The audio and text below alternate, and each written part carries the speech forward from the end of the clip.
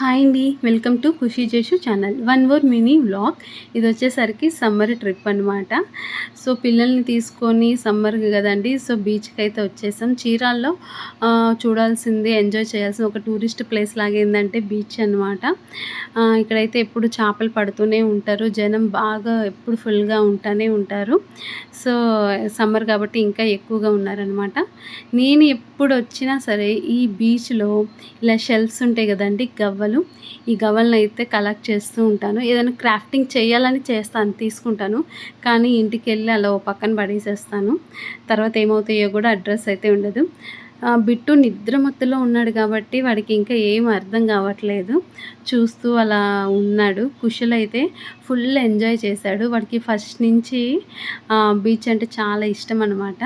తనైతే బాగా ఫుల్ హ్యాపీగా ఉన్నాడు. దీన్నొచ్చేసరికి పెద్ద స్విమ్మింగ్ పూల్ అంటాడు. అలాగే గోవాలో రిలాక్స్ అయినట్టుగా బీచ్ ఒడ్డున ముగ్గురైతే మంచిగా బొజ్జొని అలా రిలాక్స్ అవుతున్నారు.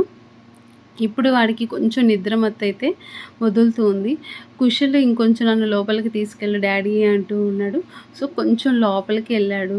పెద్ద పెద్ద అలలు రావటము. ఇంకైతే నేను లోపలికి వద్దని చెప్పి వచ్చేసామన్నాను. నాకైతే మునగడం అస్సలు ఇష్టం లేదు. ఎందుకంటే చాలా చాలా భయం అనమాట. అందుకని ఒడ్డునే కూర్చొని ఏదో చిన్న పిచ్చి గుళ్ళు అంటారు కదండి, అట్లా కట్టుకుంటూ పిల్లలిద్దరికి ఆ మట్టిని ఏదో నలుగు పెట్టినట్టు పూస్తున్నాను అనమాట. సో బిట్టుగాడికైతే ఇప్పుడే కొంచెం ఆ నిద్ర మొత్తం అనేది వదిలింది. వాడు బీచ్లోకి ఏందో వెళ్ళిపోతున్నారు. అది ఒక భయం కూడా లేకుండా లోపలికి పాక్కుంటూ. అలాగే కార్ రేసింగ్ కూడా ఉందండి పిల్లల కోసం. ఇదివరకైతే గుర్రాలు వచ్చాయి, ఇప్పుడు గుర్రాలు లేవు. సో కార్ రేసింగ్ అనమాట, ట్రెండ్ మారింది. కుషల్ అది రేస్ అయితే చేశారు. ఇంకా సన్సెట్ అయితే అయిపోయింది. మేము ఇంటికైతే బ్యాకప్ అయిపోయాం. మీ సమ్మర్ ట్రిప్ ఎలా అయిందో కామెంట్ చేయండి. మన ఛానల్ని సబ్స్క్రైబ్ చేయండి. బాయ్.